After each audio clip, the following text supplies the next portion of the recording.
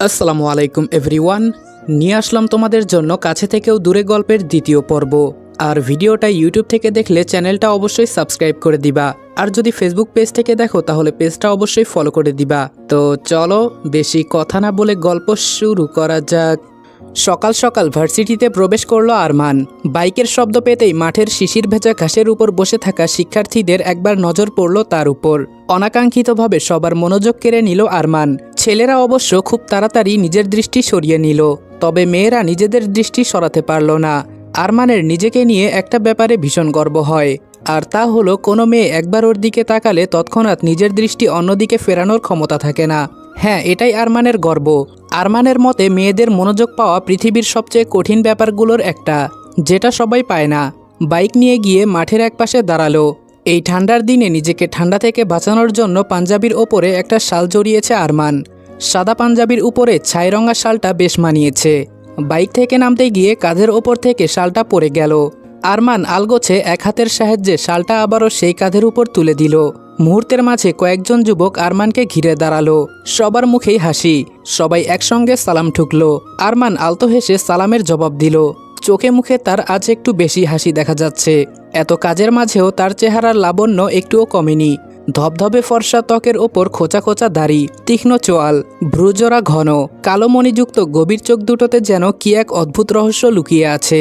বা এমনও হতে পারে যে সেই চোখের ভাষাটা পড়া হয়তো খুব সহজ, তবে সবার জন্য না। তবে আরমান হাসলে সেই জটিল চোখ দুটো দেখতে ভীষণ নিষ্পাপ লাগে। মনে হয় কোনো রহস্য, কোনো জটিলতা লুকিয়ে নেই ওখানে। আছে কেবল অপর পাশের মানুষটাকে মাতাল করে তোলার জন্য ভয়ঙ্কর কোনো নেশাদ্রব্য।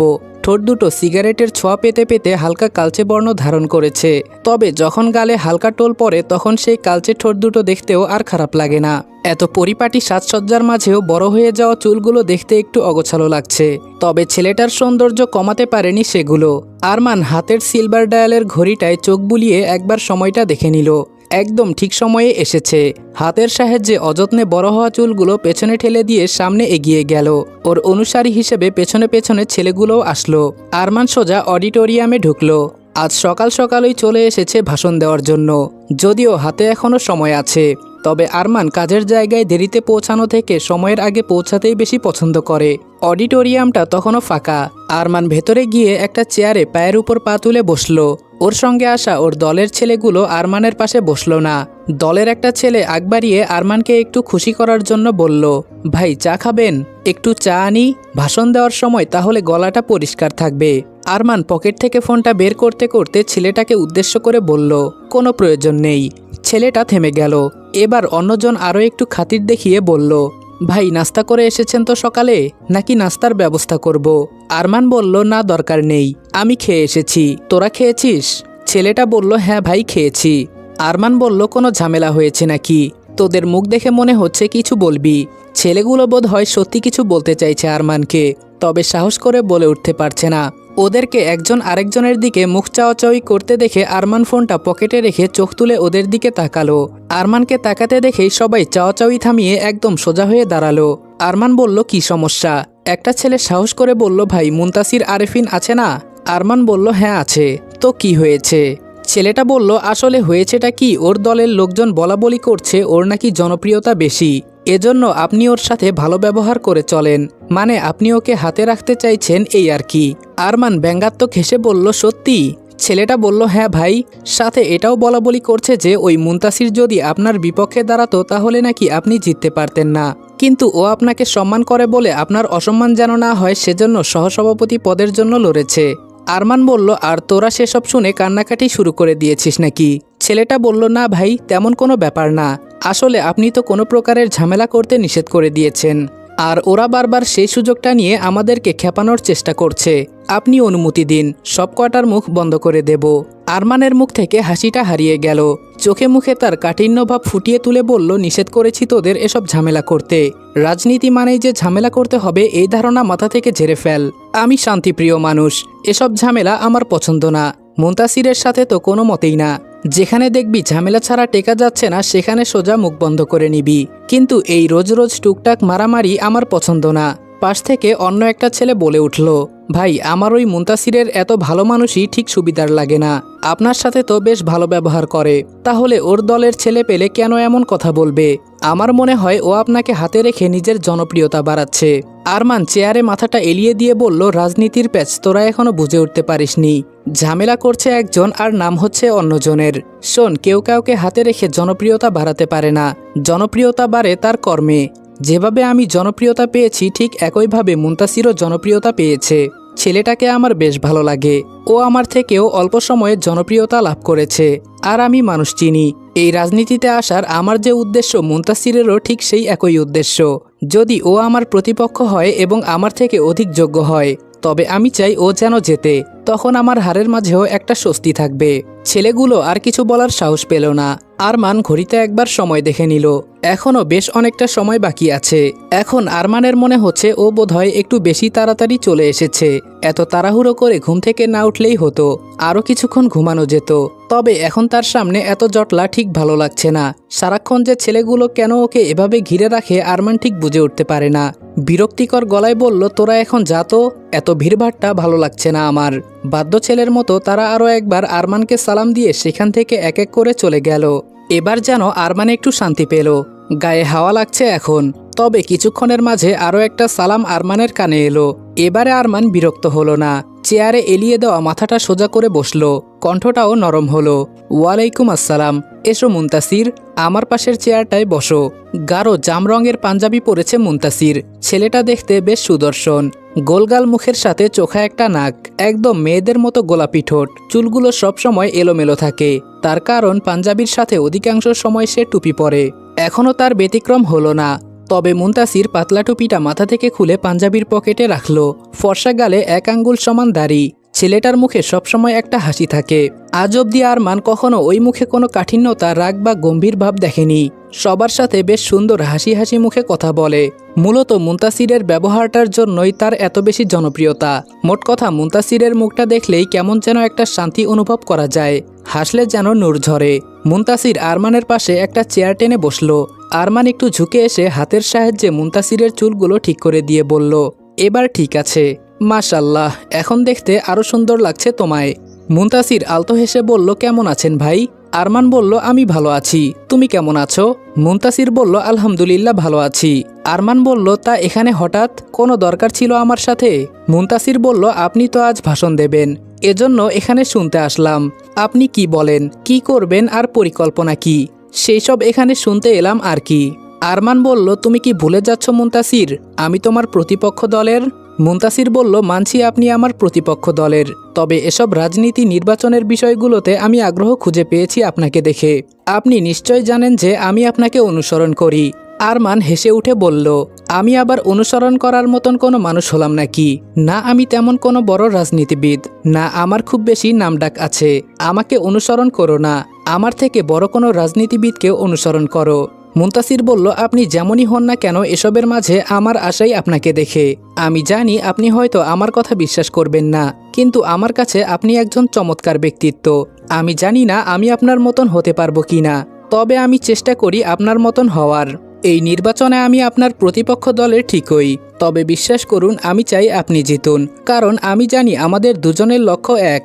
যদি আপনি জেতেন তবে শিক্ষার্থীদের কথা ভাববেন, কিন্তু যদি অন্য কেউ জেতে তবে তারা ভাববে শুধুমাত্র নিজেদের কথা। আরমান এবার সোজা হয়ে বসল।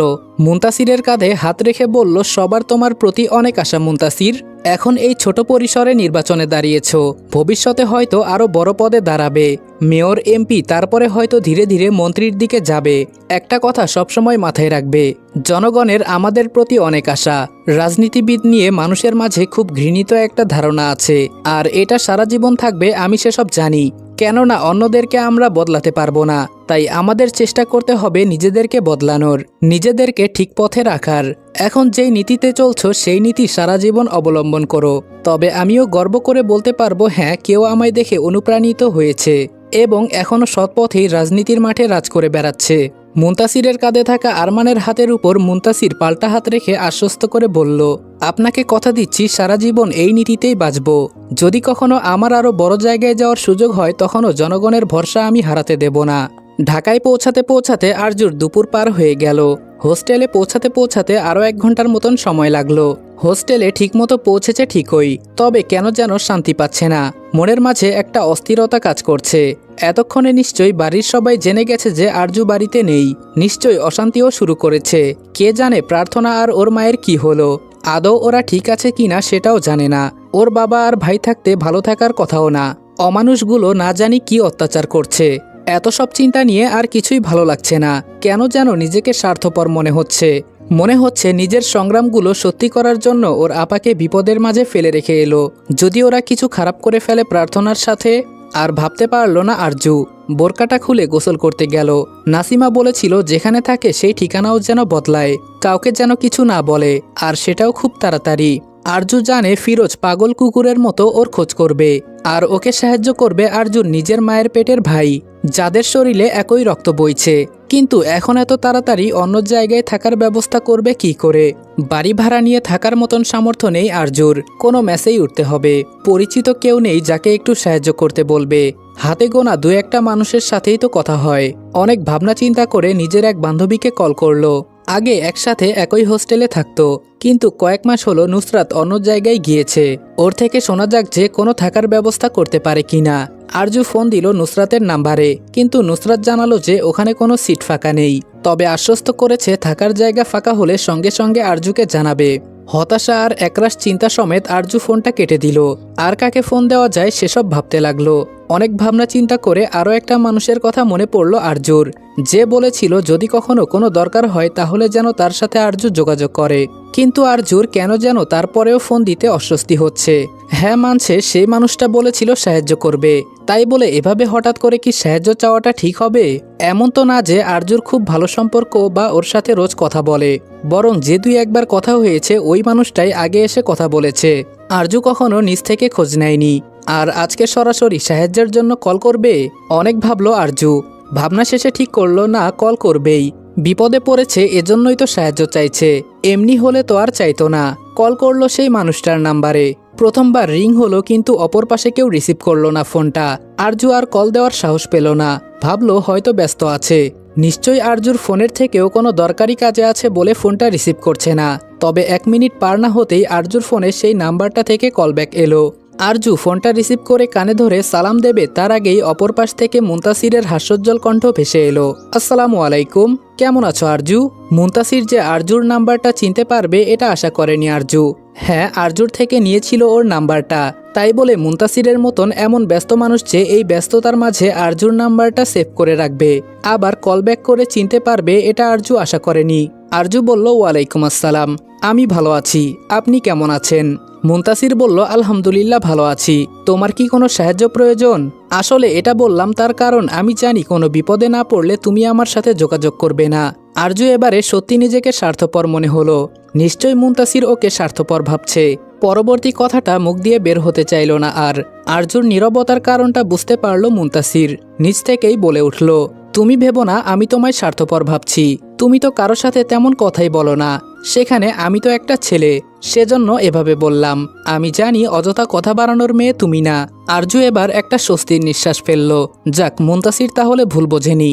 আরজু বলল, আসলে বলছিলাম যে ভার্সিটির হলে কি আমার থাকার ব্যবস্থা করে দিতে পারবেন? মুনতাসির বলল, হঠাৎ ভার্সিটির হলে কেন? যেখানে থাকছো ওখানে কি কোনো সমস্যা হয়েছে? আরজু বলল, না, এখানে কোনো সমস্যা হয়নি।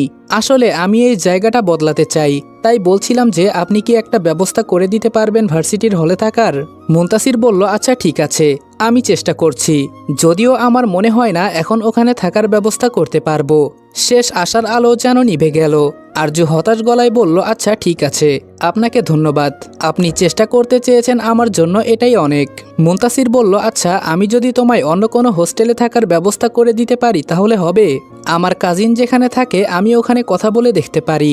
ভার্সিটি থেকে ওটা কাছে হবে, যাতায়াতেও তোমার সুবিধা।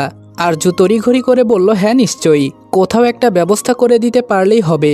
আর হ্যাঁ, শুধু একটু দেখবেন টাকাটা যেন কম লাগে। আসলে আমি খুব বেশি টাকা অ্যাফোর্ড করতে পারবো না।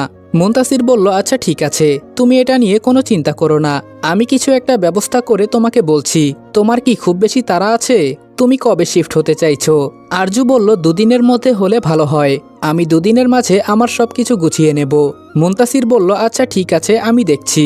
আরজু কৃতজ্ঞতার কণ্ঠে বলল, আপনাকে অসংখ্য ধন্যবাদ। আপনার এই ঋণ আমি কোনোদিন শোধ করতে পারবো না। আপনি ভাবতেও পারবেন না আমার ঠিক কত বড় উপকার করলেন, আমার কত বড় একটা অনাগত বিপদের হাত থেকে বাঁচালেন। কখনো যদি আমি আপনার কোনো কাজে সাহায্য করতে পারি তবে নিশ্চয়ই বলবেন। আপনার এই ঋণ আমি শোধ করার চেষ্টা করব। মুনতাসির আলতো হেসে ছোট্ট করে বলল, মোস্ট ওয়েলকাম। প্রায় 1 ঘন্টা হলো পার্কের বেঞ্চের উপর বসে আছে আরমান। সকালে যেমন দেখতে তাকে একদম ওই নেতা নেতা লাগছিল, এখন ঠিক তার বিপরীত লাগছে। শার্ট প্যান্ট পরে দেখতে খুব সাধারণ একটা মানুষ মনে হচ্ছে তাকে। সেই যে মেয়েটাকে দেখেছিল তারপর আর দেখাই পেল না। মেয়েটা তো বলেছিল যে এটা নাকি ওর রোজকার আসার জায়গা, তবে আর আসে না কেন? নাকি আরমান ওই খুঁজে পায় না? আচ্ছা, আরমান আবার চিনতে পারছে না এমনটা তো নয়, হয়তো আরজু প্রতিদিনই আসে, ওর সামনে দিয়ে চলে যাচ্ছে, কিন্তু আরমান চিনতে পারছে না। কথাটা মাথায় আসতেই আরমান চোখ দুটো বন্ধ করে সেদিনের সেই মুখটা আবারও মনে করার চেষ্টা করলো। এই তো আরমানের স্পষ্ট মনে আছে মুখটা, তাহলে ওকে দেখে চিনতে পারবে না কেন? এদিকে শীতের দিন হওয়ায় একটু তাড়াতাড়ি সূর্যটা ডুবে গেল, চারদিকে কুয়াশায় ঢেকে যাচ্ছে ধীরে ধীরে। আরও আধা ঘন্টার মতন আরমান বসে থাকলো, তবে এবারে আশা ছেড়ে দিল। ভাবলো আজও বোধ হয় আরজু আসবে না। আজকে আবারও পার্ক থেকে এক বুক হতাশা নিয়ে বেরিয়ে গেল আরমান। আরমান পেছনের রাস্তা দিয়ে বেরিয়ে গেল, আর ঠিক সেই সময়ে পার্কের সামনের গেটটা দিয়ে ভেতরে এলো আরজু। যেই ব্রেঞ্চের উপরে এতক্ষণ আরমান বসেছিল আরজু সেখানেই বসলো। অনেকগুলো দিন পর আবার নিজের পছন্দের জায়গাটায় এলো। আরজু জানে না এই জায়গাটায় এলে কেন এত শান্তি পায়, তবে হ্যাঁ খুব ভালো লাগে। নিজের সাথে একটু একাকী সময় কাটাতে তার খুব ভালো লাগে। আরজুর বন্ধু বান্ধব ভালো লাগে না, কারো সাথে সম্পর্ক গড়ে তুলতে চায় না, কাউকে বিশ্বাস করে উঠতে পারে না। মানুষকে নিয়ে যে ভীষণ অবিশ্বাস আরজুর মনে। আরজুর ধ্যান ভাঙল ফোনে মেসেজ আসার শব্দে। ফোনটা হাতে নিয়ে দেখলো মুনতাসির মেসেজ করেছে, একটা ঠিকানা পাঠিয়েছে, হোস্টেলের ঠিকানা। পরপর আরেকটা মেসেজ পাঠালো মুনতাসির, তোমার থাকার ব্যবস্থা করে ফেলেছি, তুমি চাইলে কালকেই শিফট করতে পারো, ভার্সিটি থেকে খুব কাছে। মেসেজটা দেখার সাথে সাথে আরজু উঠে দাঁড়ালো। যেহেতু মুনতাসির বলেছে চাইলে কালই শিফট করতে পারি, তাহলে কালকেই চলে যাওয়া ভালো। হোস্টেলে তো তেমন কোনো জিনিস নেই আরজুর, ওই তো কয়েকটা বই খাতা আর জামা কাপড়, ওগুলো গোছাতে আর কত সময় লাগবে। আর দেরি না করে আরজু যাওয়ার উদ্দেশ্যে পা বাড়ালো। তখন ওই আরমান পুনরায় সেখানে এলো। বাইকের চাবিটা খুঁজে পাচ্ছে না। খুঁজতে খুঁজতে আরমান বাইকের চাবিটা পেল, ব্রেঞ্চের একটা কোণার দিকে পড়ে আছে। কাঙ্ক্ষিত চাবিটা হাতে নিয়ে আরও একবার আশেপাশে ভালো করে চোখ বুলিয়ে নিল, কোথাও আরজুকে দেখা যাচ্ছে কিনা। আরজুকে গেটের দিকে চলে যেতে দেখা গেল, কিন্তু আরমান পেছন থেকে দেখে চিনতে পারল না।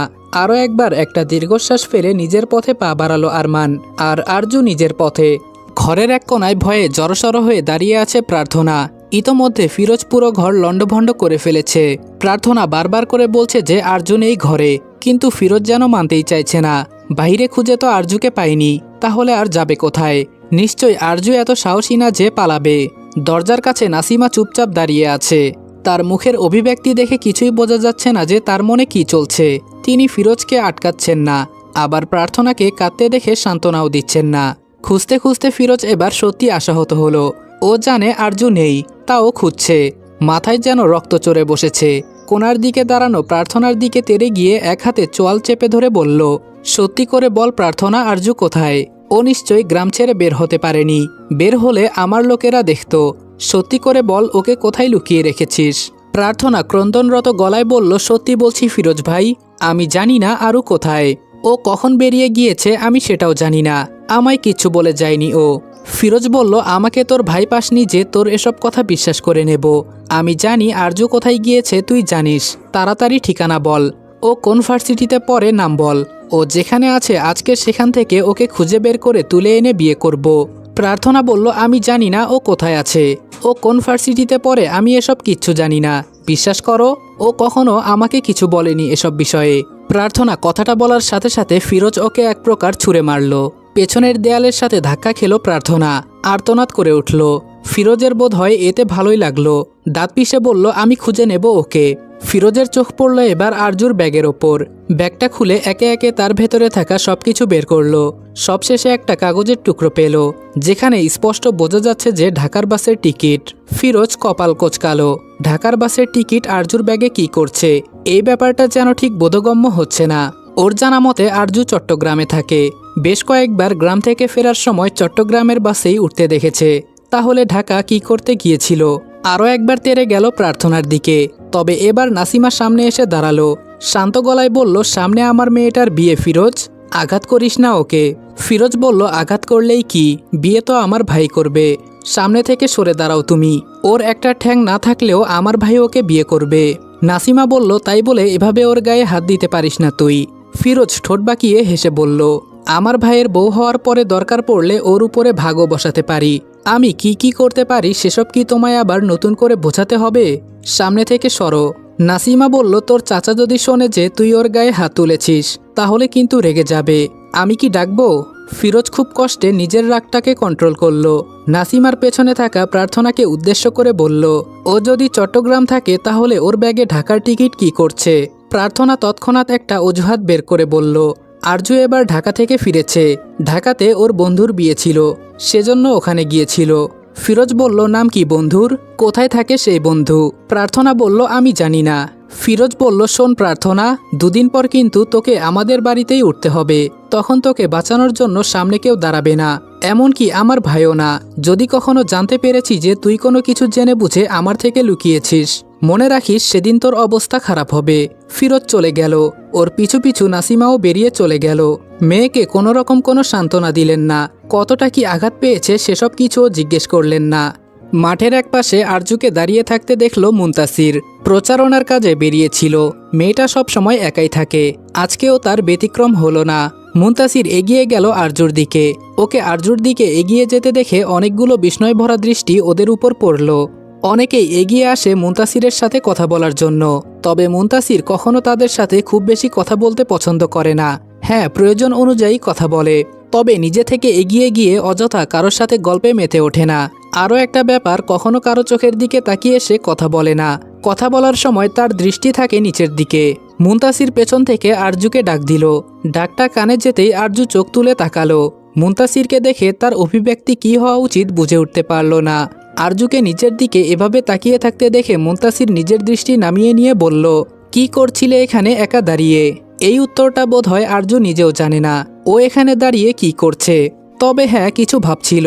গ্রামে প্রার্থনার কি অবস্থা, এই বিষয়টা এক মুহূর্তের জন্য আরজুকে শান্তিতে থাকতে দিচ্ছে না। আরজুর থেকে আবারও কোনো উত্তর না পেয়ে মুনতাসির আবারও নিজেই বলে উঠল। আরজু বলল, না তেমন কোনো ব্যাপার না, আপনি কি কিছু বলবেন? মুনতাসির বলল, না, তোমাকে একা দাঁড়িয়ে থাকতে দেখলাম তাই এলাম। নতুন হোস্টেলে কবে শিফট করেছো? আরজু বলল, আজকে বিকেলে করব। সমস্যা হবে না তো? মুনতাসির বলল, না, কোনো সমস্যা হবে না। তোমার যে রুমে থাকার ব্যবস্থা করেছি ওই রুমে আমার কাজিনও থাকে, কোনো সমস্যা হলে ওকে বলবে, কেমন? ও আমায় জানিয়ে দিবে। তুমি যদি চাও নিজ থেকেও আমাকে জানাতে পারো, কিন্তু তুমি তো জানাবে না, সেই জন্য এই উপায়টা বললাম। আরজু বলল, আচ্ছা, আমি এখন আসি। মুনতাসির হালকা হেসে মাথা নাড়িয়ে সায় জানাতেই আরজু চলে গেল। মেয়েটার একটা ব্যাপার মুনতাসিরের খুব ভালো লাগে, অতিরিক্ত কোনো কথা বলে না। সাহায্য করার জন্য ঠিক যতটুকু কৃতজ্ঞতা প্রকাশ করা দরকার কৃতজ্ঞতাটুকু তার থেকে বেশি প্রকাশ করে না, সবকিছু পরিমাণ মতো করে। মেয়েটা সত্যিই আলাদা। মুনতাসির আবার নিজের কাজে চলে যেতে ধরল। কোথা থেকে যেন আরমান এক প্রকার ছুটে এলো, দেখেই বোঝা যাচ্ছে যে দৌড়ে এসেছে। তবে আরমান আসতে আসতে আরজু সেখান থেকে চলে গেছে। আরমান বলল, হামিদের সাথে কোনো ঝামেলা করেছো? মুনতাসির বলল, না তো। আরমান কিঞ্চিত রাগী গলাতেই বলল, ভালো করে মনে করো ছেলে, কোনো মেয়ের জন্য নাকি ঝামেলা বাঁধিয়েছ? এই আমি তোমার আদর্শ? আমাকে দেখেছো কখনো এসব রাজনীতির মাঝে বন্ধুবান্ধব কিংবা পরিবারের লোকজনদের জড়াতে? আর এখানে তো সোজা নিজের দুর্বল জায়গাটাই দেখিয়ে দিয়েছ। এসব বোকামো কেউ করে? মুনতাসির বলল, আপনি ভুল ভাবছেন ভাই। হ্যাঁ, এটা ঠিক, ওই মেয়েটা আমার দুর্বলতা, তবে আপনি যেমন দুর্বলতা ভাবছেন তেমন দুর্বলতা না। আরমান কপাল কুঁচকে মুনতাসিরের দিকে তাকিয়ে বলল, তাহলে কেমন দুর্বলতা? মুনতাসির বলল, অন্যদিন বলি, তবে কি হয়েছে সেটা বলুন। আরমান বলল, এত জেনে লাভ নেই তোমার, নিজে সাবধানে থেকো, আর যার জন্য ঝামেলা করেছো তাকেও সাবধানে রেখো। আমি তো তোমায় বুদ্ধিমান ভেবেছিলাম, এখন মনে হচ্ছে তুমি খুবই বোকা। এই বুদ্ধি নিয়ে রাজনীতিতে আসা ঠিক হয়নি। ঝামেলা করেছিলে কবে? মুনতাসির বলল, সে তো অনেক আগে, বেশ কয়েক মাস হতে চলল। আরমানের কপালের মাঝে গাঢ় ভাঁজ সৃষ্টি হলো। নিজেই বিড়বিড় করে বলল, এতদিন আগের রাগ এত দেরিতে ঝাড়ছে কেন? মুনতাসির বলল, কিছু বললেন ভাই? আরমান মুনতাসিরের দিকে তাকালো। কি চমৎকারভাবে হাসছে ছেলেটা, ঠোঁট দুটো হালকা একটু প্রসারিত হয়েছে, গাঢ় বাদামি রঙের পাঞ্জাবি আর মাথায় কালো টুপি। কি অপূর্ব লাগে ছেলেটাকে দেখতে। চেহারার মাঝে কেমন যেন একটা নিষ্পাপ ভাব রয়েছে। আরমানের কেন যেন আফসোস হচ্ছে এটা ভেবে যে মুনতাসির কেন রাজনীতিতে জড়িয়েছে। আরমানকে চুপ করে থাকতে দেখে মুনতাসির ডেকে উঠল, কিছু ভাবছেন ভাই? আরমান বলল, না কিছু ভাবছি না। রাতে দেখা করো তো আমার সাথে, কিছু বোঝানোর আর শেখানোর আছে তোমায়। আর একটা কথা বলি, মনোযোগ দিয়ে শোনো। আমাকে দেখতে যতটা ভালো মনে হয় আমি কিন্তু ততটা ভালো না। আগে আমাকে পুরোপুরি জানো, তারপরে আমার মতন হওয়ার চেষ্টা করো। তুমি বড্ড ভালো ছেলে, তোমার এসবে জড়ানো ঠিক হয়নি। মুনতাসির আলতো হেসে বলল, এসব কথা বাদ দিন। আজকে রাতে যখন দেখা করতে বললেন তাহলে সাক্ষাৎকারটা আমার বাড়িতে হোক। আসলে আমার মায়ের কাছে আপনার অনেক গল্প করেছি। মা আপনাকে দেখতে চেয়েছে একবার। আবার আজকে আমার ছোট বোনের জন্মদিনও, কাউকে ডাকিনি, শুধু আপনাকে বললাম। আসতে পারবেন ভাই? আরমান বলল, তোমার মা দেখতে চেয়েছে? মুনতাসির বলল, জি। আরমান বলল, মায়ের আবদার আর কি করে ফেলি বলো। ঠিক আছে, যাব। মুনতাসির বলল, ধন্যবাদ ভাই। আরমান চলে যেতে নিলে আরও একবার থেমে গেল। পেছনে ফিরে তাকিয়ে আরও একবার মুনতাসিরকে সতর্ক করে বলল, ঝামেলা যতটা সম্ভব এড়িয়ে চলবে। হামিদ দলের পুরনো লোক, আর তুমি নতুন। আর মেয়েটাকেও সাবধানে রেখো। তোমার থেকে নেওয়ার মতন শুধুমাত্র তোমার জীবনটাই আছে, আর ওই মেয়ের থেকে নেওয়ার মতন ওর জীবন আর সম্মান দুটোই আছে। সাবধানে থেকো আর ওকে সাবধানে রেখো। মুনতাসির আরও একবার মুগ্ধ হলো আরমানের ব্যবহারে। মুনতাসির জানে ওর বিপদের আশঙ্কা পেয়ে আরমান এভাবে ছুটে এসেছিল দেখতে যে ও ঠিক আছে কিনা। কি সুন্দর উপদেশ দিয়ে গেল, সুন্দরভাবে বুঝিয়ে গেল যেন ঝামেলা এড়িয়ে চলে। মুনতাসির আরও একটা মানুষকে খুঁজে পেল যে নিঃসন্দেহে যে কাউকে খুব তাড়াতাড়ি মুগ্ধ করতে পারে নিজের আচরণের দ্বারা। মুনতাসির বলতে বাধ্য যে আরজুর মতো এই মানুষটাও সবার থেকে আলাদা। আজকের দিনের মতো নিজের রাজনৈতিক জীবনের পাট চুকিয়ে আবারও একটা সাধারণ মানুষের মতন পার্কে এসে কোনো এক রমণীর অপেক্ষা করছে আরমান। আজকে ঠিক করেছে যে যতক্ষণ না সেই মেয়েকে দেখতে পাবে যাবে না সে এখান থেকে। আরমানের বারবার কেন যেন মনে হচ্ছে যে ও যাকে খুঁজছে সেই মানুষটা রোজ এখানে আসে, শুধু আরমান দেখতে পায় না। তাই ঠিক করেছে আজকে কোনো মতে আরজুকে না দেখা পর্যন্ত যাবে না। দীর্ঘ একটা সময় ব্রেঞ্চের ওপরে বসে থাকলো, তারপর উঠে দাঁড়ালো। ভাবলো সেখানে যাবে যেখানে প্রথম দিন মেয়েটাকে দেখেছিল। তবে আজকে সবগুলো দোলনায় ছোট বাচ্চারা বসে আছে। আরমানের বুক চিরে একটা দীর্ঘশ্বাস বেরিয়ে এলো। আর একবার হতাশ হয়ে ফিরতে নিয়ে থমকে গেল। এই তো সামনে থেকে যে আসছে তার অপেক্ষাতেই তো আরমান আছে। হ্যাঁ, আরমান ভুল দেখছে না, সেই একই চেহারা। অপ্রত্যাশিতভাবে পরনের জামাটাও একই, যার ফলে আরমানের চিনতে আরও সুবিধা হলো। তবে আরজুর এসব খেয়াল নেই। আরমানকে পাশ কাটিয়ে চলে যেতে ধরলে আরমান একবার ডাকলো, এই মেয়ে দাঁড়াও। আরজু দাঁড়ালো, তবে নিশ্চিত হতে পারল না যে উক্ত সম্বোধনটা ওকেই উদ্দেশ্য করে করা হয়েছে কিনা। পাল্টা প্রশ্নও করল না। আরমান নিজে থেকেই বলে উঠল, হ্যাঁ আপনাকেই ডেকেছি, চিনতে পেরেছেন আমায়? আরজু পেছন ফিরে তাকালো, চোখে মুখে তার একরাশ প্রশ্ন সমেত বলল, আমাকে বলছেন? আরমান বলল, হ্যাঁ আপনাকে বলছি। মনে নেই সেদিন পার্কে দেখা হয়েছিল আমাদের? আপনি বৃষ্টিতে ভিজছিলেন, আমি এসে আপনাকে বললাম চলে যেতে, মনে পড়ছে না? আরজু মস্তিষ্কে একটু জোর খাটাতেই সেই দিনের কথা মনে পড়ল। তবে সেই দিন আরমানের মুখটা দেখা হয়নি, সেজন্য ঘটনা মনে করে বুঝল যে এই ছেলেটা সেদিনের সেই ছেলেই। তবে আরমানকে বুঝতে দিল না যে ও চিনতে পেরেছে। ঘটনাটা মনে না পড়ার ভাব ধরে বলল, দুঃখিত, মনে পড়ছে না। আর আমি বৃষ্টিতে ভিজিনি, আপনি বোধহয় অন্য কারোর সাথে কথা বলেছেন। আরমান বলল, আরে না, আমি আপনার কথাই বলছি। আর এত তাড়াতাড়ি ভুলে গেলেন কি করে? হ্যাঁ মানছি আমার মুখটা না হয় নাই মনে পড়ল, তাই বলে নিজে যে বৃষ্টিতে ভিজেছিলেন সেই কথাটাও ভুলে যাবেন? না, এতটা ভুলো মন হতে পারে না। আরজু বলল, বললাম তো আমি বৃষ্টিতে ভিজিনি, আপনি আমায় অন্য কারোর সাথে গুলিয়ে ফেলছেন। কথাটা বলে আরজু চলে যেতে নিলে পেছন থেকে আরমান বলে উঠল, কোনো কারণে কি আমার সাথে কথা বলতে ভয় করছেন? আমি অনেক দিন থেকে আপনাকে খুঁজছি, কিন্তু পাইনি। আপনি বিশ্বাস করবেন কিনা জানি না, তবে আমি প্রতিদিনই পার্কে আসি শুধুমাত্র আপনার সাথে কথা বলার জন্য। সেই যে দেখা হয়েছিল, তারপর আজকে আবার আপনাকে খুঁজে পেলাম। আরজু কাটকাট গলায় বলল, না আপনার আমার থেকে কিছু পাওনা আছে, না আমার আপনার থেকে কিছু পাওনা আছে। তবে অযথা কেন খুঁজছেন আমায়? আরমান বলল, লেনাদেনা ছাড়া কি কোনো সম্পর্ক তৈরি হয় না? আরজু বলল, আমার জানা মতে হয় না। প্রত্যেকটা সম্পর্কে কোনো না কোনো চাহিদা থাকে, হোক সেটা বন্ধুত্বের সম্পর্ক, ভাই বোন, বাবা মা কিংবা ভালোবাসার। কোনো না কোনো কিছু আমরা অপর পাশের মানুষটার থেকে চাই, এজন্যই সেই সম্পর্কটা তৈরি করি। আরমান বলল, ভুল ভাবছেন, আমি আপনার থেকে কিছু চাই না, আমি তো শুধুই এমনি কথা বলতে চাই। আরজু বলল, চাওয়া তো একটা আছেই, আপনি আমার সাথে কথা বলতে চান এখন, পরে আমার মনোযোগ চাইবেন। আমার সময়ও চাইবেন হয়তো, যা আমার পক্ষে আপনাকে দেওয়া সম্ভব না। এই পার্কটা আমার শান্তির জায়গা, অযথা আমার শান্তি নষ্ট করবেন না। কেউ আমার পেছনে ঘুরুক সেটা আমার মোটেও পছন্দ না। আরজুর আর দোলনার কাছে যাওয়া হলো না। যে পথে এসেছিল আবার ঘুরে সেই পথ দিয়েই চলে গেল। আরমান কেন যেন চেয়েও আরজুর পেছনে যেতে পারল না।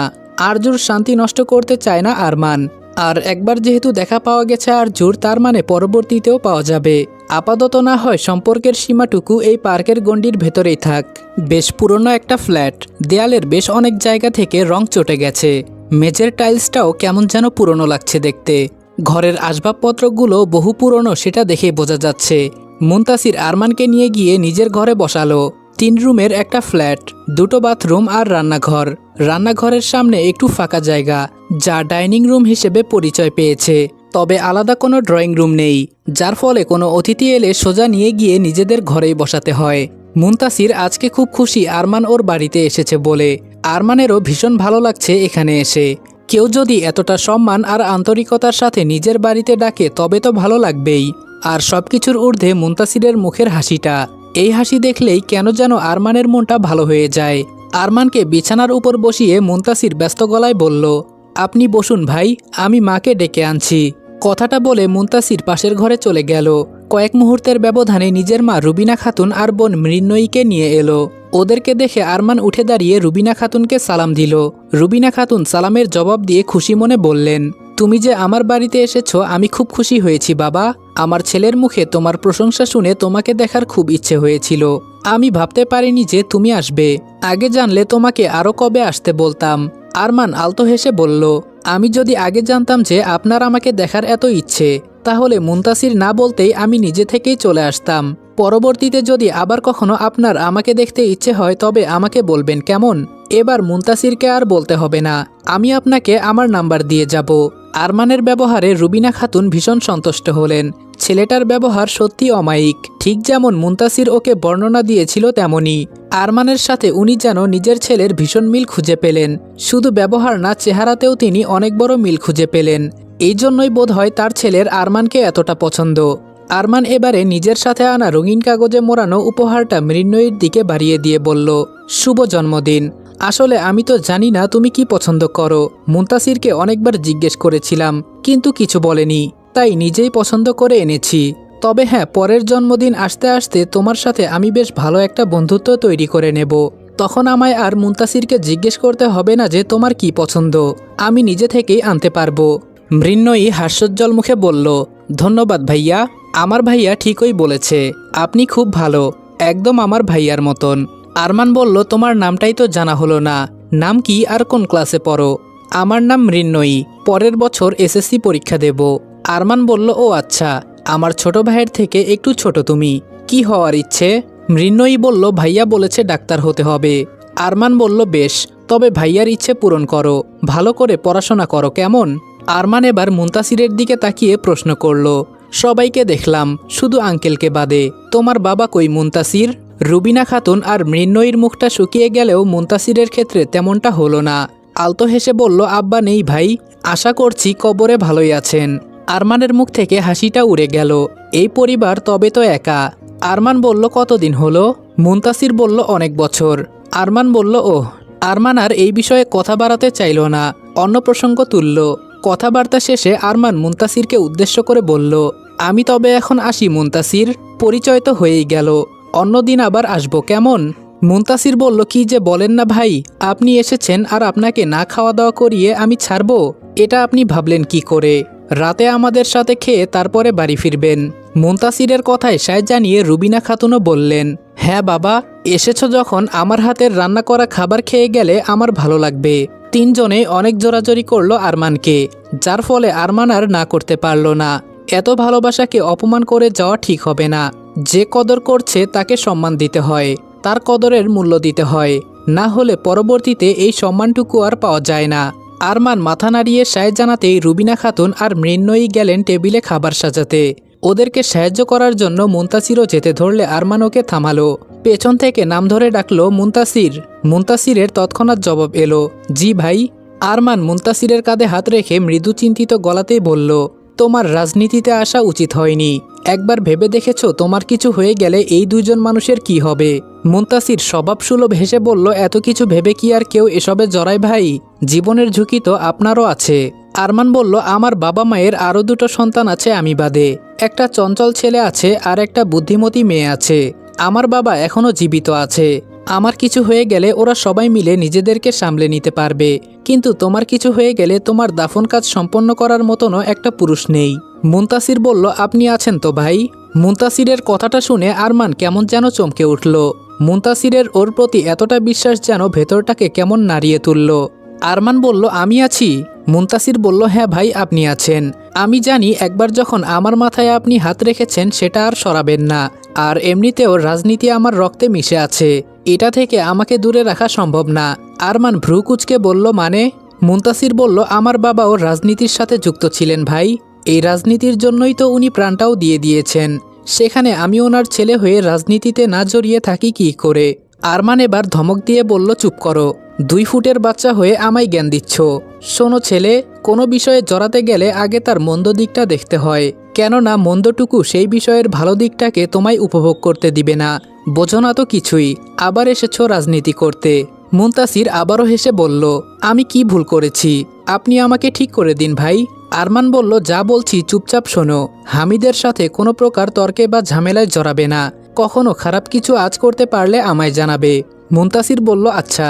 আরমান বলল, আরেকটা কথা, রাজনীতি নিয়ে তোমায় বেশি দূর যেতে হবে না। ভার্সিটি অবধি সীমাবদ্ধ রাখো এটাকে। পড়াশোনায় ভালো তুমি, একটা ভালো চাকরি খুঁজে শান্তিতে থাকবে। এসব আজে বাজে কাজের মাঝে থাকতে হবে না। মুনতাসির বলল, কিন্তু ভাই। মুনতাসিরকে নিজের কথা শেষ করতে না দিয়ে আরমান আবারও ধমক দিয়ে বলল, একদম বেয়াদবি করবে না আমার সাথে। এতটাও বড় হয়ে যাওনি যে আমার কথার অবাধ্যতা করবে। ছোট ভাই আমার আরেকটা আছে, যে এখনো আমার হাতে মার খায়। বেশি কথা বললে তোমাকেও কিন্তু ছাড় দেব না। মুনতাসির বলল, একবার যখন জড়িয়েই পড়েছি তখন ছেড়ে দিলেই কি এসবের সমাপ্তি হবে ভাই? আরমান জানে মুনতাসিরের কথা শতভাগ সত্য। রাজনীতির ময়দানে তৈরি হওয়া শত্রুরা কখনোই ভালো থাকতে দেবে না, বরং সুযোগ খুঁজে বেড়াবে প্রতিশোধ নেওয়ার। আরমানকে চিন্তার মাঝে ডুবে থাকতে দেখে মুনতাসির আশ্বস্ত করে বলল, এত ভাববেন না ভাই, আমার কিছু হবে না ইনশাআল্লাহ। আমি তো আপনাকেই অনুসরণ করি। আরমান হেসে বলল, মুনতাসির, তুমি এমন একজনকে অনুসরণ করে বাঁচতে চাইছো যার শত্রুরা একটা ছোট্ট সুযোগ খুঁজে বেড়াচ্ছে তার মৃতদেহ নিয়ে উৎসব করবে বলে। আর সেই উৎসবের আয়োজক হবে আমার রক্তের সম্পর্কের কিছু মানুষ। মুনতাসিরের বাড়ির এলাকাটা বেশ শুনশানই বলা চলে। রাত 10টা বাজে, আর এই সময়ের আশেপাশে মানুষজন কিংবা গাড়ি কোনো কিছুই উপস্থিত নেই বললেই চলে। যদিও রাত 10টা অনেক সময়, তবে ঢাকা শহরে 10টা খুব একটা বেশি সময় হওয়ার কথা না। জায়গাটা শহর থেকে খুব একটা দূরে। যদি গ্রাম হতো তাহলে না হয় ফাঁকা থাকার কারণটা বোঝা যেত। জায়গাটা যেন কেমন একটু অদ্ভুত লাগলো আরমানের কাছে। বাড়ি ঘর অনেক আছে, তবে সেখানে মানুষজনের উপস্থিতি খুবই কম। অধিকাংশ বাড়িতে মনে হয় কেউ থাকে না। তবে রাতে ফাঁকা রাস্তায় বাইক চালাতে আরমানের ভীষণ ভালো লাগছে। শীতের দিন হওয়ায় একটু দূরেও রাস্তাটা পরিষ্কারভাবে দেখা যাচ্ছে না। বাইকের হেডলাইট জ্বালানো, তারপরেও বাইকটা চালাতে একটু অসুবিধা হচ্ছে। তার উপরে আবার ঠান্ডা লাগছে। শার্টের উপরে জ্যাকেট পরেছে ঠিকই, তবে এই শীতের তীব্রতা জ্যাকেটটা আটকাতে সক্ষম হচ্ছে না। তার ওপর আবার হাতে গ্লাভস পরার কথা ভুলে গেছে, ফলে হাত দুটো যেন ধীরে ধীরে জমে উঠেছে।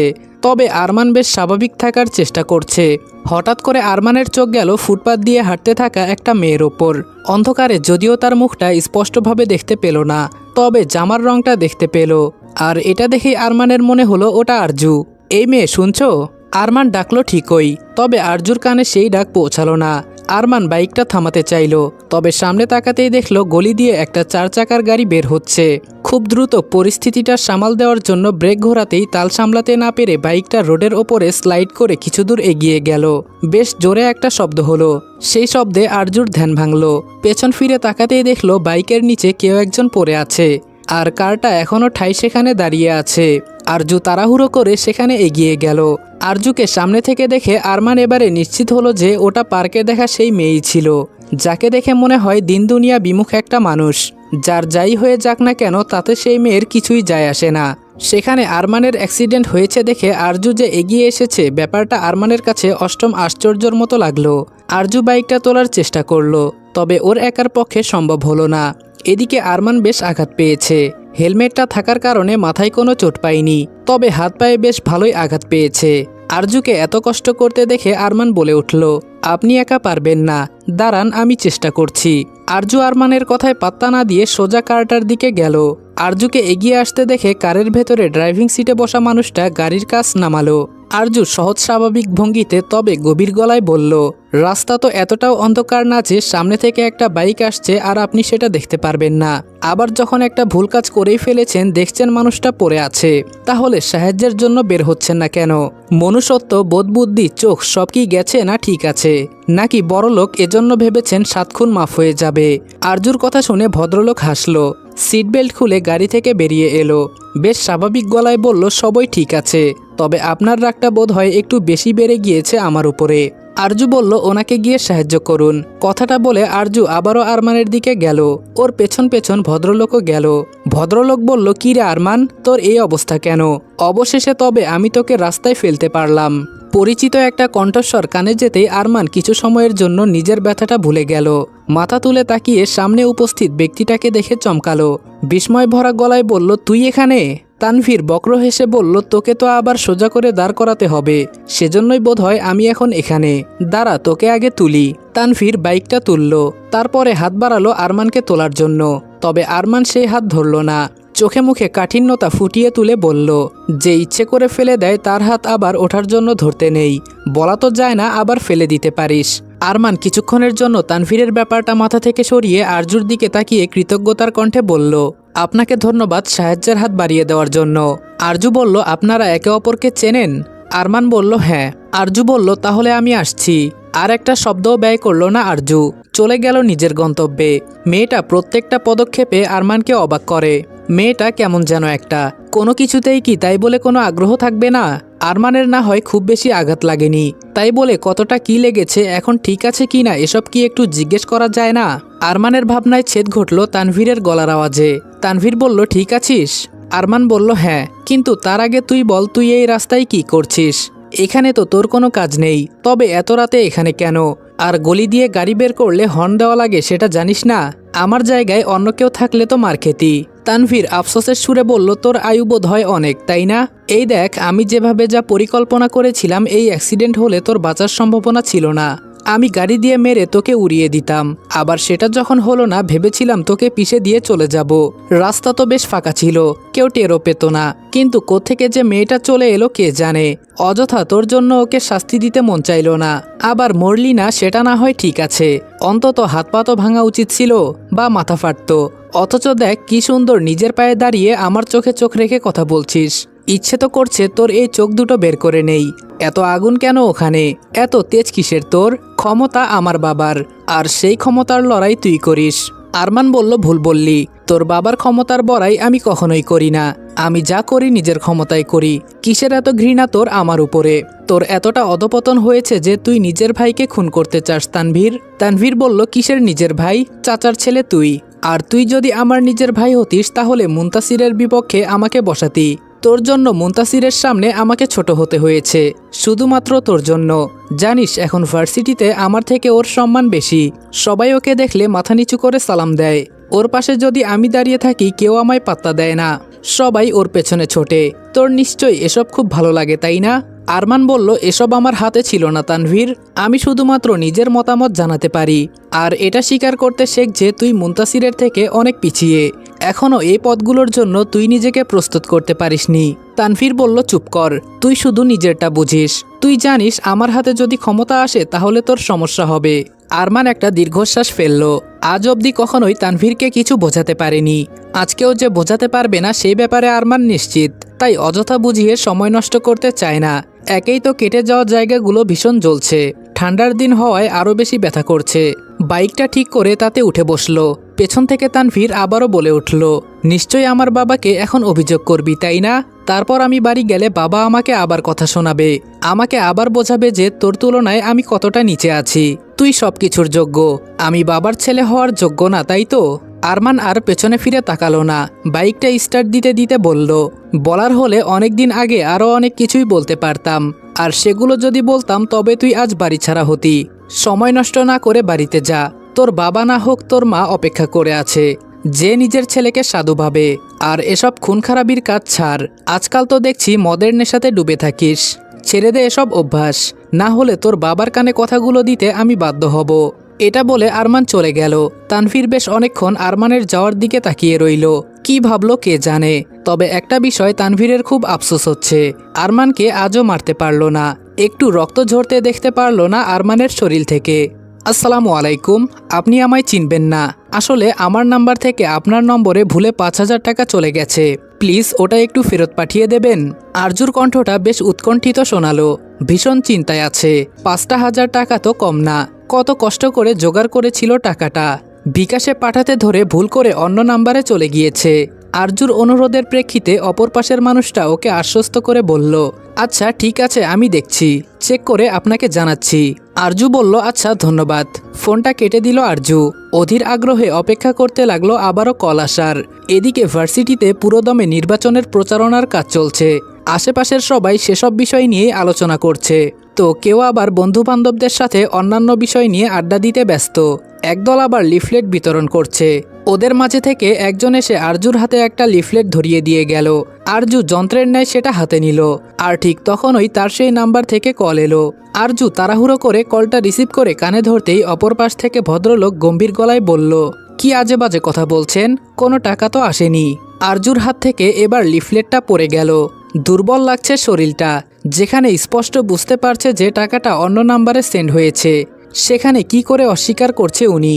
আরজু বলল, ভাইয়া আমার কাছে মেসেজ এসেছে টাকা যাওয়ার, আপনি এভাবে অস্বীকার করতে পারেন না।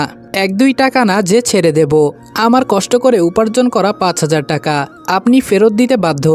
লোকটা বলল, বলছি তো কোনো টাকা আসেনি আমার নাম্বারে, অযথা বিরক্ত করবেন না, ফোন রাখুন।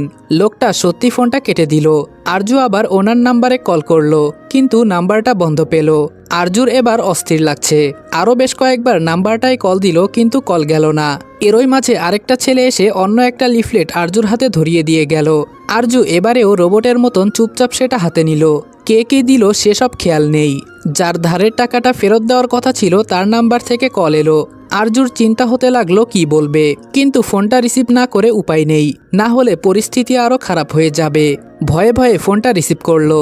অপর পাশ থেকে কর্কশ কণ্ঠ ভেসে এলো, তুমি যে বললে 5 মিনিটের মধ্যে টাকা পাঠাচ্ছি, কই এখনও তো কোনো টাকা আমার নাম্বারে আসেনি। আরজু বলল, আসলে আপু আপনার নাম্বারে টাকাটা পাঠাতে গিয়ে ভুল করে অন্য একজনের নাম্বারে চলে গেছে, এখন উনি অস্বীকার করছেন সেটা।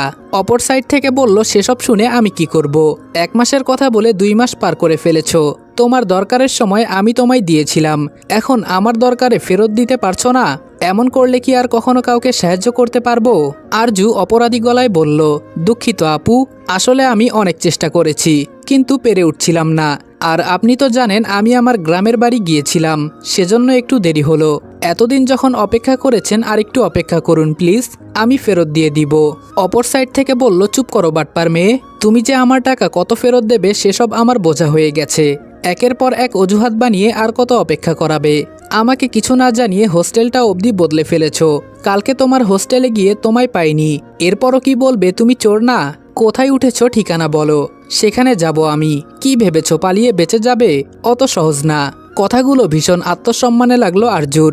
সচরাচর কারো থেকে ধার করে না, আর ধার করলেও সময়ের আগে সে ধার শোধ করে দেয়, কিন্তু এবারে কোনো মতেই সম্ভব হচ্ছিল না। অসময়ে গ্রামের বাড়ি যাওয়ার জন্য একটা টিউশনও চলে গেছে, এর মাঝে আবার হোস্টেল বদলাতে হলো, অনেক টাকা ধার হয়ে গেছে যাতায়াতে। তবে কিছু করার নেই, আরজু হলেও হয়তো বিশ্বাস করতো না, নিজের মানুষদেরকেই তো বিশ্বাস করা যায় না, আর সেখানে ও তো পর। আরজু বলল, আমি কথা দিচ্ছি আপনাকে আর একটা সপ্তাহ সময় দিন, আমি আপনার ধার শোধ করে দেব। মেয়েটা বলল, সময় দিলাম, আর ভুলেও নাম্বারটা বদলায়ও না, তোমার ভার্সিটি কিন্তু আমি চিনি, সিনিয়রদেরকে বলে অবস্থা খারাপ করে ছাড়বো। কথাটা বলে মেয়েটা ফোন কেটে দিল। এত অপমান করলো আরজুকে, এত কথা শোনালো, তারপরও কেন যেন আরজুর কান্না পেল না। আরজু অবশ্য কাঁদে না, শেষ কবে কেঁদেছিল নিজেও জানে না। পাথরের মন তার, ধার শোধ করতে না পারলে কথা শোনাবে, এটাই তো স্বাভাবিক, এতে কাদার কি আছে। ভেঙে পড়া নিজেকে আরও একবার আরজু শক্ত করে দাঁড় করালো। আরজু যাওয়ার উদ্দেশ্যে পা বাড়ালে কয়েকটা ছেলে এসে ওর পথ আটকে দাঁড়ালো। ওদের সাথে আরজুর কি লেনা দেনা সেটা আরজু নিজেও বুঝে উঠতে পারল না। তীক্ষ্ণ দৃষ্টিতে তাকিয়ে একবার ভালোভাবে পরখ করে নিল, দেখতেই কেমন গুন্ডা গুন্ডা লাগছে। সাজ পোশাক দেখে মনে হচ্ছে না কোনো ভদ্রবাড়ির ছেলে, আরজু প্রশ্নাত্মক গলায় জিজ্ঞেস করলো, কোনো দরকার? ছেলেটা বলল, ভাইয়ের লিফলেটের উপর পা রেখেছেন কোন সাহসে? হাতে তো আবার বিপক্ষ দলের লিফলেট ধরে আছেন, আর এই দিকে এক ঠ্যাং তুলে রেখেছেন ভাইয়ের মুখের উপর। হাতেরটা কি লাং লাগে? আরজু ছেলেটার কথা বুঝে উঠতে না পেরে নিজের পায়ের দিকে তাকালো। একটা লিফলেটের উপরে পাটা উঠে আছে, কিন্তু কি করে পড়লো সেটা আরজু জানে না। মাঠের চারপাশে তো কত লিফলেট পড়ে আছে, হাঁটতে গেলে সেগুলোর উপরে পা পড়বে, এটাই স্বাভাবিক। পাটা সরাবে কিনা সেটা বুঝে উঠতে পারছে না, সেজন্য সরালো না। সম্মুখে দাঁড়ানো ছেলেটাকে উদ্দেশ্য করে বলল, মাঠের আশেপাশে দেখেছেন কত লিফলেট পড়ে আছে? আপনি নিজেই তো একটার উপরে দাঁড়িয়ে আছেন। ছেলেটা বলল, কিন্তু হাতে তো আর অন্য দলের লিফলেট নাই। কি ভাবছেন বুঝি না কিছু? ভাইরে অপমান করার জন্য পাঠাইছে আপনারে, তাই না? ভাবছেন মাইয়া মানুষ আমরা কিছু কমু না? আরজু বলল, দেখুন অযথা ঝামেলা করবেন না। আমার পায়ের নিচে কার লিফলেট, হাতে কার লিফলেট, এসবে আমার কোনো খেয়াল ছিল না। সামনে থেকে সরুন, যেতে হবে আমায়। ছেলেগুলোকে দেখে মনে হচ্ছে ওরা যেন ইচ্ছে করে একটা ঝামেলা পাকাতে এসেছে, শুধু একটা ছোটোখাটো অজুহাত খুঁজছিল। অবশেষে একটা অজুহাত পেয়েও গেছে, তবে সেই অজুহাতটা এতটাই নিম্ন পর্যায়ের যেটাকে অজুহাত হিসেবে গণ্য করা যায় না। আরজুর সামনে থেকে ওরা সরল না, বরং রাগান্বিত গলায় বলল, এই মাইয়া, একটু বেশি গরম দেখাইতেছ না? জানো আমরা কার লোক? তুমি জানো তোমার কি অবস্থা করতে পারি আমরা? তুমি হামিদের পক্ষের লোক, তাই না? সেজন্য আমাদের আরমান ভাইয়ের ছবিকে অপমান করছো। আরজু প্রশ্নাত্মক গলায় জিজ্ঞেস করলো, হামিদকে? ছেলেটা বলল, এমন ভাব করছো যেন চেনই না। পুরো ভার্সিটি চেনে আর তুমি চিনবে না, এটা হতে পারে না। এবার তো আরও নিশ্চিত হলাম যে তুমি ইচ্ছে করে এসেছো। তুমি ওর দলের লোক, তাই না? আরজু বলল, অদ্ভুত কথা বলছেন তো। আমি কি রাজনীতি করি যে ওনার পক্ষের লোক হব? আমাকে কি আপনাদের স্টুপিড মনে হয় যে আমি ওনার হয়ে ওনার শত্রুদের সাথে ঝামেলা করতে যাব? সত্যি করে বলুন তো আপনাদের উদ্দেশ্যটা কি? আমি খুব স্পষ্টভাবে বুঝতে পারছি আপনারা ইচ্ছে করে একটা ঝামেলা তৈরি করার মতলবে এসেছেন। সবথেকে বড় কথা, আপনারা ঝামেলা করুন, মারামারি করুন, যুদ্ধ লাগান, তাতে আমার কিছু যায় আসে না। Go to hell. কিন্তু এসবের মাঝে ভুলেও আমাকে জড়াবেন না। আমাকে গুটি হিসেবে ব্যবহার করতে যাবেন না আপনাদের এসব রাজনীতির নোংরা খেলায়। আরজুর এত তেজে ছেলেগুলো অবাক না হয়ে পারল না, কি করে এতগুলো ছেলের সাথে এভাবে গলা তুলে কথা বলছে।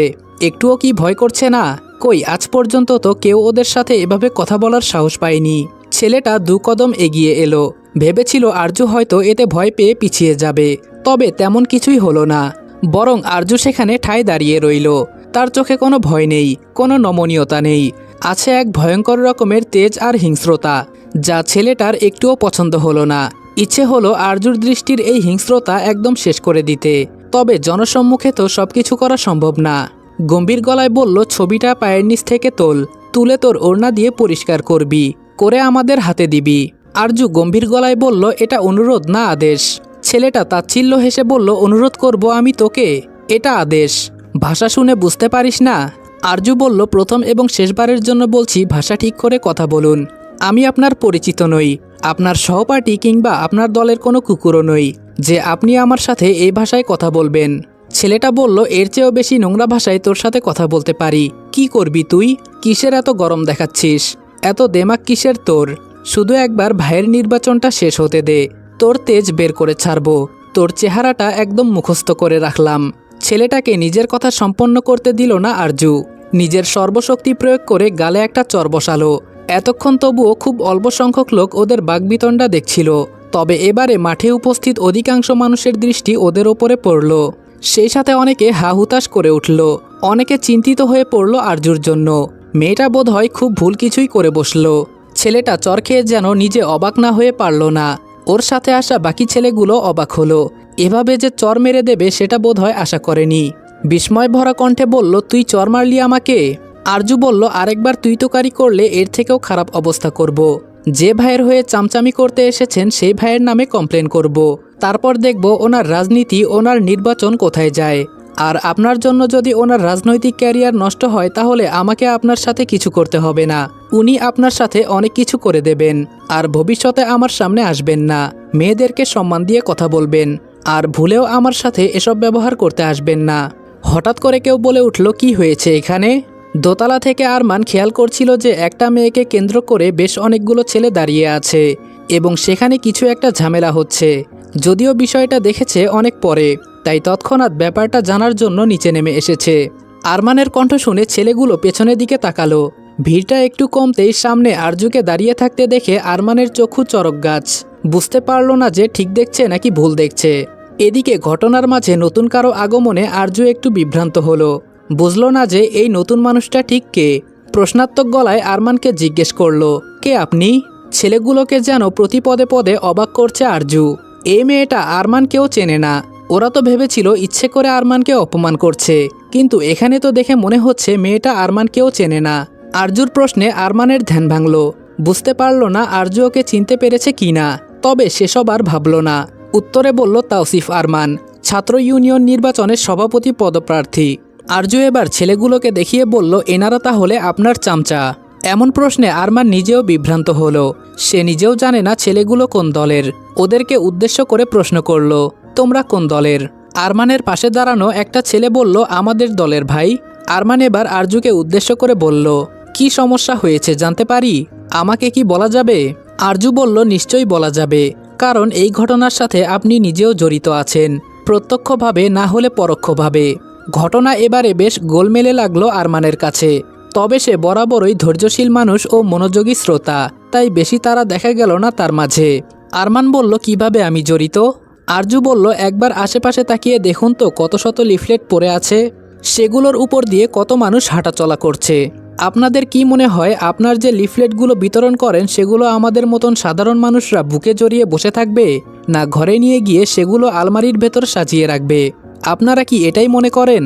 আরমান বলল, এর সাথে আমার যোগসূত্র কি? আরজু বলল, আপনার নামের লিফলেটটা আমার হাত থেকে পড়ে গিয়েছিল। এখন আপনার দলের ছেলেরা সেটা আমার পায়ের নিচে পড়ে থাকতে দেখে অতি আবেগে ভেসে গিয়ে বলা শুরু করেছে আমি নাকি বিপক্ষ দলের লোক। আপনাকে ইচ্ছাকৃতভাবে অপমান করার জন্য এই কাজটা করেছি। তারা আমার সাথে তুইতকারি করেছে, আমাকে হুমকি দিয়েছে এবং অত্যন্ত অসম্মানজনক ভাষায় আমার সাথে কথা বলেছে। এখন বলুন এর দায় কার? আরমান অগ্নিদৃষ্টিতে তাকালো ছেলেগুলোর দিকে। গম্ভীর গলায় বলল, এসব কি শুনছি আমি? হাজারবার করে বলে দিয়েছিলাম নির্বাচনে আমাকে নিয়ে কোনো ধরনের বাড়াবাড়ি আমি পছন্দ করি না। তারপরও আমার দলের লোক হয়ে তোমরা কোন সাহসে একটা মেয়ের সাথে এরকম অসম্মানজনক ভাষায় কথা বলেছ? ছেলেগুলো উত্তর দেওয়ার কোনো সাহস পেল না। অবশ্য ওদেরকে উত্তর দেওয়ার সুযোগও আরজু দিল না। তার আগে নিজেই আরমানকে উদ্দেশ্য করে বলল, সুযোগ তৈরি করে দিয়ে এখন ওদেরকে দোষারোপ করছেন? বলছেন তো ওদেরকে আপনার দলের লোক, তার মানে ওদের দায়িত্ব নিশ্চয়ই আপনার। আপনার কি উচিত ছিল না একদম ভালো করে ওদের মস্তিষ্কের মাঝে এই কথাটা ঢুকিয়ে দেওয়া, যেন কোনো ঝামেলা না করে? সবচেয়ে বড় কথা, আপনি কে? আপনার সাথে আমার কি যোগসূত্র আছে যে আমি আপনার জন্য এই পুরো ভার্সিটির সকলের সামনে অপমানিত হব? আরমান অপরাধী গলায় বলল, দেখুন মিস, আমি ক্ষমা চাইছি ওদের হয়ে। আমি বুঝতে পারছি দোষটা আমারই, যেহেতু আমার দলের লোক ওরা। আমি কখনো এই দায় এড়িয়ে যাব না। আরজু বলল, আপনি চাইলেও এড়িয়ে যেতে পারবেন না। বিশ্বাস করুন, নির্বাচন হচ্ছে আমি এই খবরটাই একটু আগে জানলাম। আপনার কোনো আন্দাজ আছে আমি নিজের জীবনের সমস্যায় কতটা জর্জরিত? তার মাঝে আপনার লোকেরা এসে উটকো ঝামেলা তৈরি করেছে, যেখানে আমি অলরেডি একটা ঝামেলার মাঝে জড়িয়েছিলাম। আমি কেন আপনার জন্য অসম্মান সহ্য করব বলুন তো? আপনার দ্বারা আমার কি উপকার হবে? আর এই যে এত নির্বাচনের প্রচারণা করছেন, এত ভালো মানুষীয় নাটক করছেন, প্রতিদিন নিশ্চয়ই ভাষণ দিয়ে বেড়াচ্ছেন যে আপনি নির্বাচনে জিতলে আমাদের জন্য এই করবেন সেই করবেন। কিন্তু সত্যি করে বুকে হাত রেখে বলুন তো, জেতার পর আমাদের কথা মনে পড়বে? আদৌ কি ভোটের কোনো দরকার আছে? ক্ষমতা যার বেশি সে তো সবার আড়ালে নিজেই নিজেকে ভোট দিয়ে জিতিয়ে দেবে। তাহলে এত অনুষ্ঠানিকতার কি আছে? আপনারা এখন আমাদের থেকে একটা ভোট নেওয়ার জন্য পারলে আমাদের পায়ে অবধি পড়ে যান, আর জেতার পর যদি আমরা আমাদের বিপদে আপনাদের পেছনে কুকুরের মতন ঘুরি, তারপরও আপনাদের থেকে পাত্তা পাই না। আরমান জানে আরজুর কথাগুলো একদমই মিথ্যা না, সত্যি এমনটাই হয়ে এসেছে। তবে আরমান আরজুকে কি করে বোঝাবে যে ও একটু ব্যতিক্রমধর্মী হতে চায়? সবাই এক হয় না, অনেকে সৎ উদ্দেশ্যেই রাজনীতির অঙ্গনে আসে। বিনম্র গলায় বলল, আমি জানি অনেকে এমন করে, অনেকে বলবো না, আমি বলবো বেশিরভাগ মানুষই হয়তো এমন করে। তবে একটা কথা আপনাকে মানতে হবে, অনেকে সৎ উদ্দেশ্য নিয়ে জনগণের সেবা করার জন্যই রাজনীতির ময়দানে পা রাখে। আর আমি আপনাকে কথা দিতে পারি যে আমি তাদের মধ্যে থেকেই একজন হব। আমার উপর বিশ্বাস রাখতে পারেন। আরজু বলল, এইসব কিছু জেতার আগ পর্যন্ত রাজনীতিবিদদের সাথে বিশ্বাস শব্দটা একদমই মানানসই না। এই দেখুন, আমি এখনও ভীষণ বিপদের মাঝে ডুবে আছি, কিন্তু আপনারা আমায় কোনোদিনও সাহায্য করবেন না। আপনাদের কোনো লেনদেন নেই জনগণের সাথে, আপনারা শুধু বোঝেন নিজেদের ব্যাপার। আরমান বলল, আপনার কি সাহায্য দরকার বলুন, আমি চেষ্টা করব সাহায্য করার। আরজু সন্দেহী গলায় বলল, তাই? আরমান বলল, হ্যাঁ। আরজু বলল, ঠিক আছে, তবে একটা সাহায্য করুন আমায়। একজনের নাম্বারে বিকাশে টাকা পাঠাতে গিয়ে ভুলে আমার হাতে অন্যজনের নাম্বারে 5,000 টাকা চলে গেছে। এখন সেই মানুষটা টাকা পাঠাতে অস্বীকার করছে। আমার টাকাটা ফেরত দেওয়াতে পারবেন? যদি আমার এই কষ্টের টাকাটা আপনি ফেরত দিতে পারেন তবে মানব আপনি হয়তো সৎ উদ্দেশ্যে এই ময়দানে পা রেখেছেন। আরমান বলল, নাম্বারটা দিন। আরজু বলল, নোট করুন। আরজু সত্যি নাম্বারটা বলল। আরমান সেটা নোট করে নিল। নাম্বারটা তুলতেই আরমানের পাশে দাঁড়ানো একটা ছেলে আরজুকে উদ্দেশ্য করে বলল, দেখেছেন আপু, আমাদের ভাই সবার থেকে আলাদা, আপনাকে সাহায্য করলো। এবার কিন্তু ভোটটা আমাদের ভাইকে দেবেন। ছেলেটা কথাটা বলার সাথে সাথে আরমান চোখ গরম করে তাকিয়ে ওকে থামিয়ে দিল। আরজু তাচ্ছিল্য গলায় বলল, আমাকে সাহায্য করার দাম একটা ভোট, তাই তো? দেখলেন, বলেছিলাম আমি, আপনারা রাজনীতিবিদরা খুবই স্বার্থপর হন। স্বার্থ ছাড়া আপনারা জনগণের জন্য কিছুই করেন না। আরমান পাল্টা হেসে বলল, সবই তো আপনিই বলে দিলেন মিস। যদি আমি এই নির্বাচনে জিতে যাই তবে আশা করছি আপনি আমার কথার প্রমাণ আমার কাজের মাধ্যমে পেয়ে যাবেন। আর চিন্তা করবেন না, আমি আপনার টাকাটা ফেরত দেওয়ার ব্যবস্থা করে দেব। আরমানের কথায় আরজু ভরসা পেল কিনা সেটা জানা নেই। আরমানকে কেন নিজের বিপদের কথাগুলো বলল সেটাও জানে না। আরমানকে নম্বরটাই বা কেন দিল সেটাও জানে না। তবে মনে হলো একবার পরীক্ষা করে দেখা দরকার। ছেলেটা যখন এত আত্মবিশ্বাসের সাথে বলছে যে সৎ উদ্দেশ্যে রাজনীতির অঙ্গনে এসেছে, তাহলে কতদূর কি করতে পারে। আরজু আর কোনো কথা বাড়ানোর প্রয়োজন মনে করল না। এমনিতেই নিজের কাছে মনে হলো আজ একটু বেশিই কথা বলে ফেলেছে। এত কথা বলার স্বভাব আরজুর সাথে ঠিক যায় না। চলে যাওয়ার আগে শেষবারের মতন আরমানকে উদ্দেশ্য করে বলল, আমি জানি না আপনি আমায় কতটা সত্যি বললেন বা কতটা মিথ্যা বললেন, তবে একটা কথা বলতে পারি, আপনার দলের যদি এই ছেলেদের মতন লোক থাকে যারা আপনার ক্ষমতা বলে আমার মতন সাধারণ মানুষকে ভয় দেখায়, তবে আপনার এই ক্ষমতা বেশি দিন টিকবে না, এটা মনে রাখবেন। কথাটা বলে আরজু চলে গেল। আরমান মুগ্ধ হবে না অবাক হবে সেটা বুঝে উঠতে পারল না। প্রত্যেকবারই মেয়েটা ওকে মুগ্ধ করছে, নয়তো অবাক করছে, কিংবা মাঝে মাঝে বলা যায় দুটো মিলিয়ে মিশ্র অনুভূতির সৃষ্টি করছে। মেয়েটা আদৌ আরমানকে চিনতে পেরেছে কিনা সেই বিষয়টা আরমানের কাছে পরিষ্কার না। তবে হ্যাঁ, এতটুকু বলা যায় মেয়েটা আরমানের আগ্রহ আরও বাড়িয়ে দিল ওর প্রতি। এখন তো আরমানের এই মেয়েটাকে পুরোটা জানতে ইচ্ছে করছে। মেয়েটার এত গাম্ভীর্যতা, এত রাগী ভাব, এত তেজ, চোখের আগুন, সবকিছু জানতে ইচ্ছে করছে আরমানের। সামনে যে থাকুক না কেন তার চোখ আর কণ্ঠের মাঝে থাকা তেজটা একটুও কমে না। তবে হ্যাঁ, মেয়েটা একদমই যুক্তিহীন কথা বলেনি। যে কয়বারই কথা বলেছে মেয়েটার কথাই সবসময় যুক্তি ছিল। দারুণ সাহস মেয়েটার। ওই দৃষ্টির তেজ দেখে মনে হয় যেন মেয়েটার কোনো কিছুতেই ভয় নেই। হয়তো কোনো কিছু হারানোর নেই বলে কোনো ভয় নেই। তবে যাই হোক না কেন, আরমানের কৌতূহল মেয়েটা আরও বাড়িয়ে দিয়েছে। আরমান এই মেয়েটাকে এখন আরও ভালোভাবে জানতে চায়, আরও ভালো করে বুঝতে চায়, আর বোঝাতে চায় যে আরমান আলাদা, ঠিক যেমন মেয়েটা সবার থেকে আলাদা।